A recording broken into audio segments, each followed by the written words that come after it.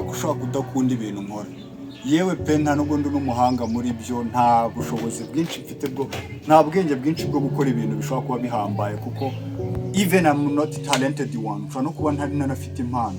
Ariko se kuba umuntu adafite impano bisobanuye ko adashobora gukora ikintu akunze. Kuba nshobora gukora ikintu nkunze ni ikintu gikomeye cyane kuri njyewe.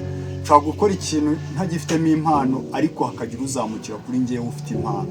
Ntabwo tuzi rero icyo turi cy'uno munsi.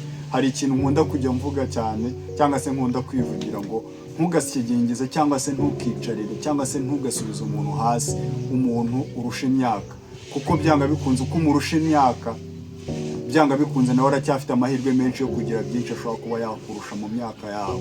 Kuba ufite imyaka 50, kuba ufite imyaka 40, wisigingeze uwo mwana ufite imyaka 15, kuko mu myaka ya 50 hari ibyo wagezeho ariko ashaka kuzagusumbaho.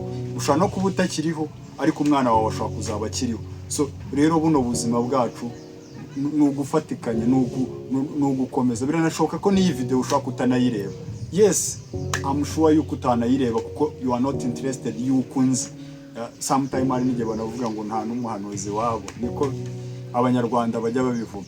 Ariko icyo ndi kuvuga ni uko ufite ubushobozi, ufite icyo utanga, wakabaye ugitanga kuri mugenzi wawe, wakabaye uri kugitanga kuri uwo muntu muri kumwe. Nimba uri umwarimu wakabaye utanga ubushobozi bwawe kuri uwo mwana ukabasha kumwumva. Harimo abana benshi bafite ibibazo, harimo abana wewe warize birashoboka. Nagize amahirwe ngera hano ariko nahageze mu buryo ntabisobanuramo. Famiye yanjye kushaka kubusanga umuryango w'abana bose tuvukana, nta muntu ushaka kuba warageze muri iryo shuri wenda ngo na sogondera nayigeremo ayikomeza, ariko njye nabaye umwe. So rero ntango nkwiriye kubyiratana ngo numve ko ndenze kuri uwo muntu. So igihari rero ni kimwe, nuko buno buzima bwa bwaratugoye, tuba turimo turagira ngo dupfundapfundikanye, tureke kwisanga twarabaye nk'uko ubushobozi bw'ababyeyi byabagoye kugira ngo baturere.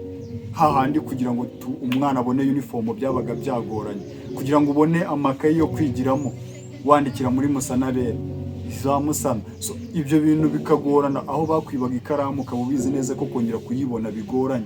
Ariko kuba nicaye aha, kuba ndi kugerageza kugira icyo nkora, kuba ndi kugerageza kureba yuko hari uwo nazamura, uri kubibonamo ikibazo, uri kubibonamo yuko nta kintu bivuze, uri kubibona yuko ari ubusazi. Rimwe na rimwe uri kwiyubaha, kubona yuko turi inshuti, turaziranye, turagendana. Ndi gukora ibintu ukabona ko rimwe na rimwe ndi kugutesha agaciro kubera ko utari kumva intumbero yanjye, utari kumva ahantu navuye, utari kumva ibintu mbamo bro.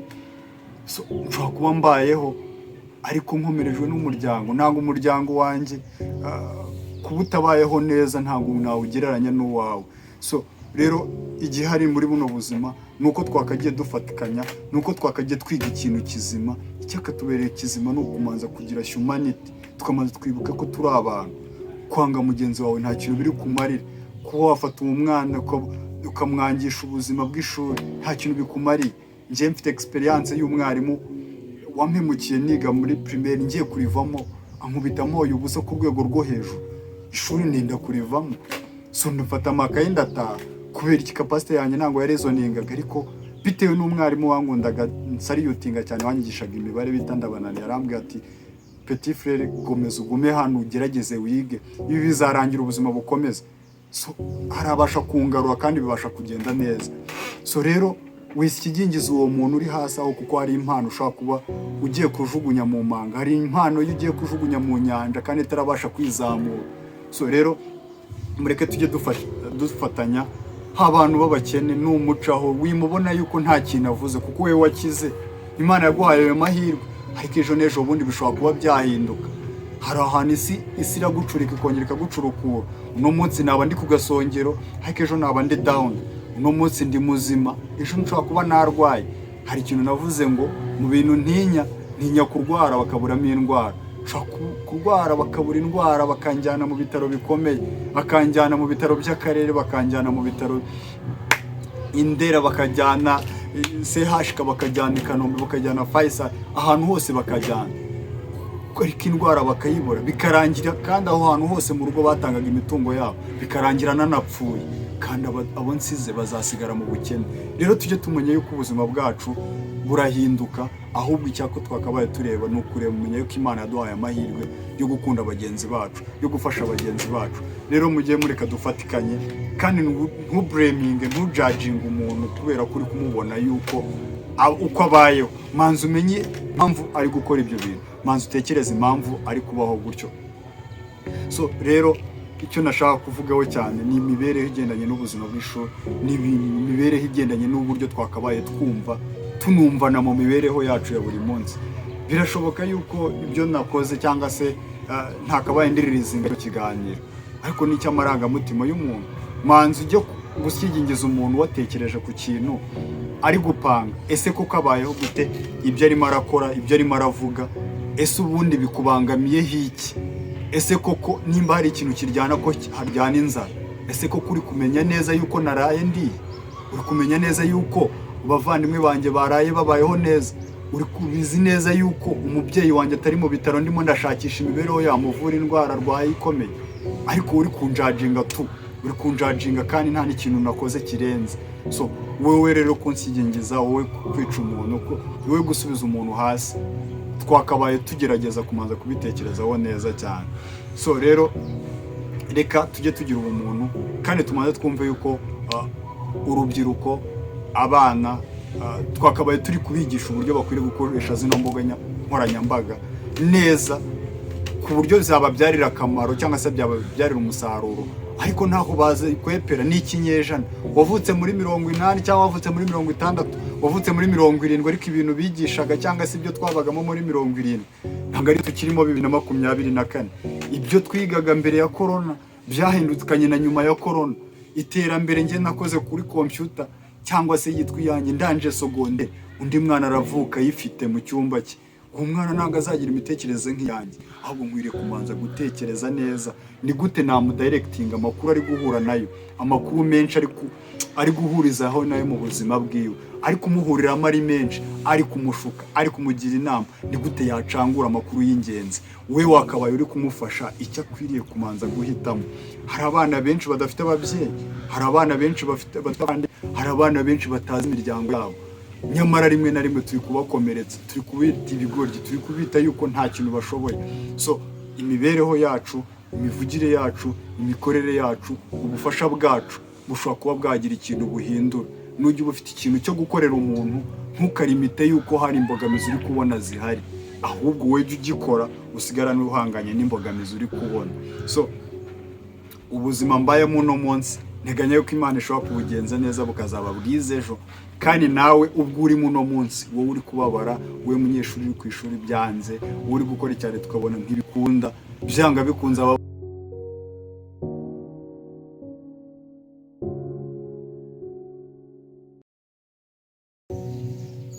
Okay.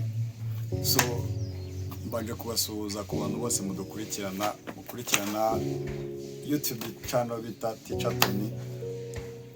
Uwo niwe nge ukunda kubakoresha. Namanza gushimira cyane abantu mwese mwakoze subscribe, abantu mwese mukunda kureba video zose ducisha kuri YouTube channel Teacher Tony. Nukuri Imana ibaho umugisha cyane, kandi n'abantu mutarayikora manzi ukore kuri notification ukande subscribe, nta kintu byaba bitwaye cyane. Reka twunge umuryango mugari cyane. Ndi mwarimu ariko ushaka kugira ngo byose bibashe kugenda neza, turebe ko tushobora guteza impano z'abanyarwanda imbere. Abanyarwanda, abana bacu, twese twanyuze mu buzima bw'ishuri, twese twanyuze ku ishuri. So rero wowe muntu wakunyuze ku ishuri, wowe ufite umwana ku ishuri, wowe mubyeyi, ukanda subscribe ugasharinga zino video, dushobora gukora ikintu gitangaje cyane cyo kuzamura iyi channel. So rero ufite umutima ubikunze, wowe wumva bishobora kuba byagufasha, rimwe na rimwe hari abakora subscribe atakeneye kureba wenda content zigiye ziriho, ariko akavuga ati reka mfashe uyu muntu bisanzwe. Subscribe yawe imwe ni ikintu gikomeye. Nigeze kuvuga akantu kamwe, ndavuga ngo ikiro cy'ibishyimbo ugikuyeho igishyimbo kimwe ntabwo cyaba kicyuzuye ikiro. So ubwo rero wowe uri umwe uvuyeho n'ukuri kw'Imana kuri subscribe yawe imwe, tuba dutakaje ikintu kinini cyane, kandi nawe iyo wiyongereyeho uri umwe tuba tugwije ikindi kiro. So rero muri rusange kora subscribe kandi ukomeza kudukurikirana, usapotinga abo bana baba bari kuzamura impano zabo. Mfashe iyi video kugira ngo nse nkaho nganira n'abadukurikirana cyane. Hari igihe rimwe na rimwe tubaho tubremingwa, rimwe na rimwe tubaho bitari kugenda neza bitewe nuko tubona yuko isi nyine iratuzengereza, isi iratugora, iratuvanga, tugahiga imibereho hatabaho. Ariko turi kwinjira mu isi itwemera gusa nkaho dukoresha imbuga nkoranyambaga, ikoranabuhanga. Nubwo ikoranabuhanga dushobora kurikoresha mu buryo butari bwiza bikangiza society, ariko twe turashaka kugira ngo imbuga nkoranyambaga tuzikoreshe mu buryo bushobora kuba bwagira icyo buteza imbere impano zacu n'imibereho yacu muri rusange. Wowe bitarakunda neza, wowe biba bitari kugenda neza, hari benshi baba bakihiringa. Akenshi iyo ukihiringa nta muntu ushobora kuba wakumva.